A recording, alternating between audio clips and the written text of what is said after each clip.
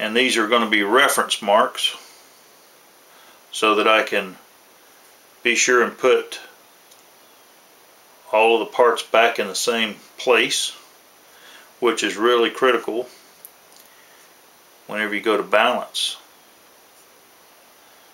The motor has a flat spot on it. So what I'm doing, there's a hole here, and the hole is so that you can get to the mounting screws for the mount. And there's 4 screws, so you want one of those screws to be dead on the flat spot on the shaft. So what I've done is I've lined up the flat spot on the shaft with this hole, because that's where the first screw is going to go. And also I'm going to pick a spot on the motor, and we're going to say this opening here, because this is where the wires are, and we're going to use that opening, and we're going to do the center of that opening. So what I've done is I've put a mark on the motor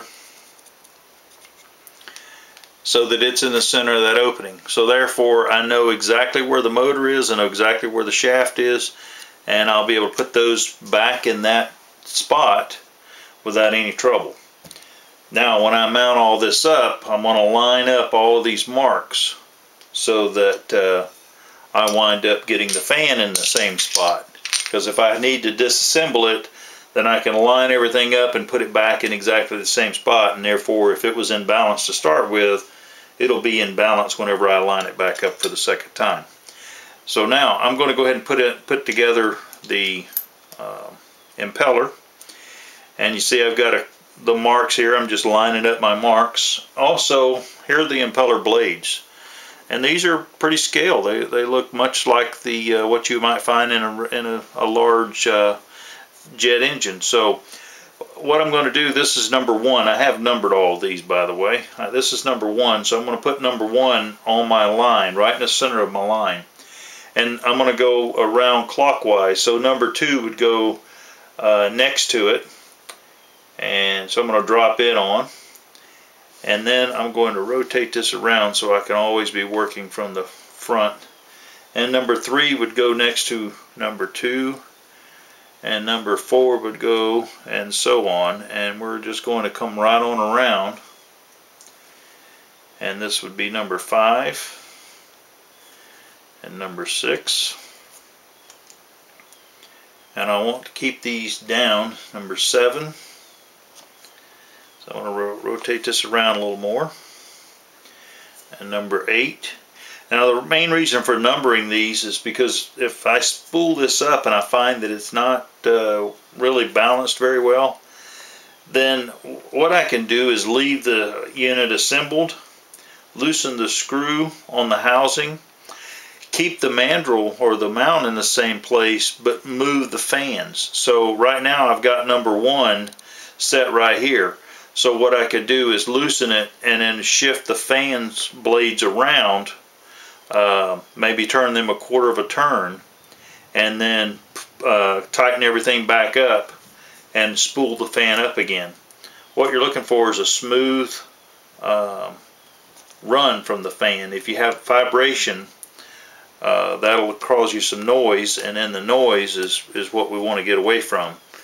Now the last part here that I need to do is put on this cap, and I want to make sure that this line here lines up with the line on there already. So I'm going to put it in place and set it down, and you can see here that I have my lines lined up. Now I have a cap that goes over the top of that, and I've put a black line on it, so I'm going to line up the lines with it. And then we have the spinner, which has a line on it, so I'm lining up the line on it. And lastly, we have the screw, which I'm going to drop in and tighten up. I'm just going to run it down to where it's snug, because then I need to check my fan. I want to make sure that everything is seated, and it looks like everything is seated pretty good. So all this is seated very well. So now I'm going to go ahead and snug this down a little bit more.